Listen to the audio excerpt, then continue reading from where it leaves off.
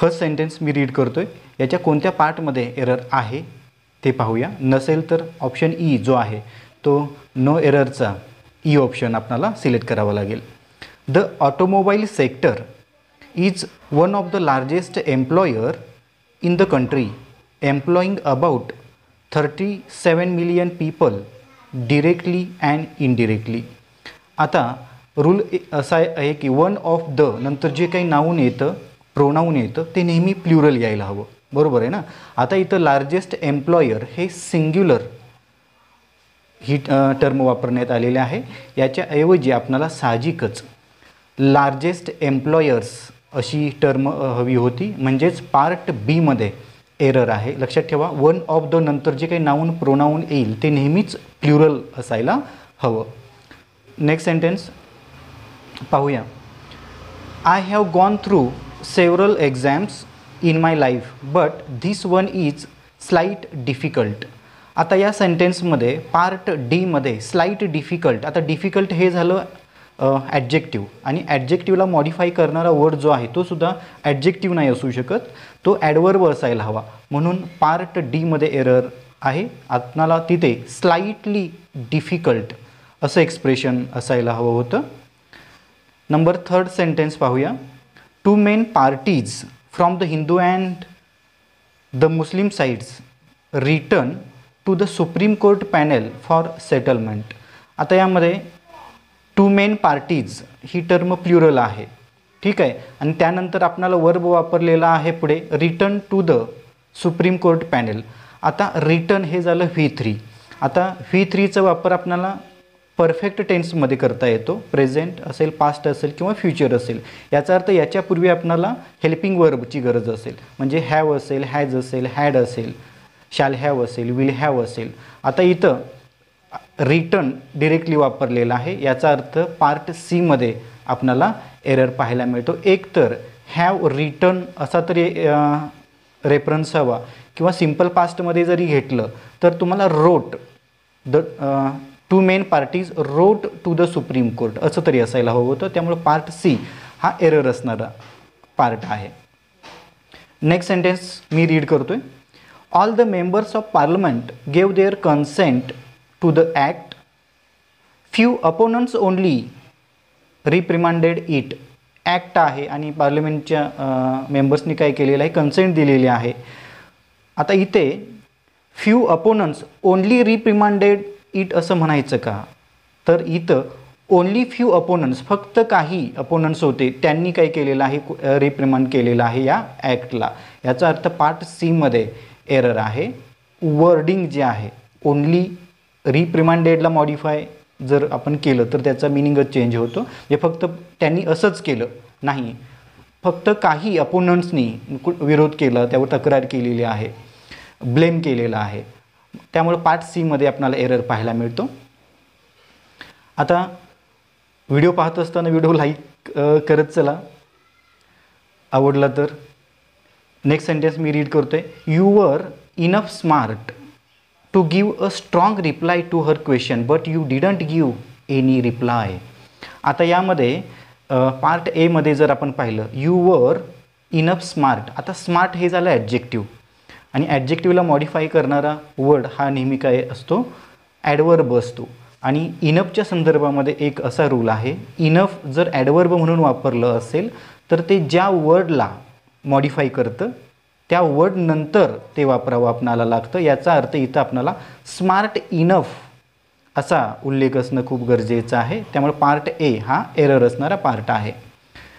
काही कन्फ्युजन्स असतील, काही सजेशन्स असतील, इम्प्रूव्हमेंट असतील तर नक्कीच व्हिडिओ पाहिल्यानंतर कमेंट बॉक्समध्ये तुम्ही कमेंट करा. नक्कीच माझ्या दृष्टिकोनातून त्या खूप महत्त्वाच्या असतील.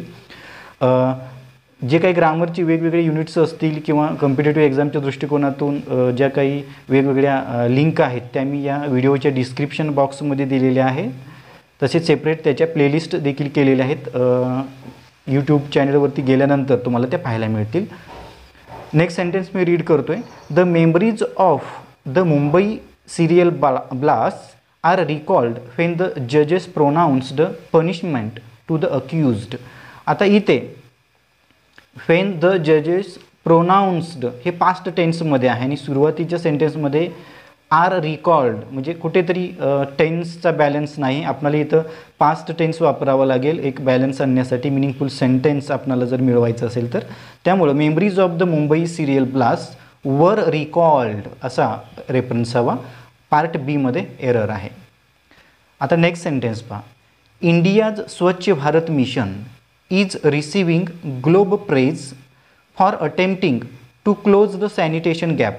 आता जेव्हा एखादं नाऊन असतं तेव्हा नाऊनला मॉडिफाय करणारा हा वर्ड जो आहे तो ॲडजेक्टिव्ह असतो. एखादा प्रोनाऊन असेल त्याला मॉडिफाय करणारा वर्ड जो आहे तो ॲडजेक्टिव्ह असतो.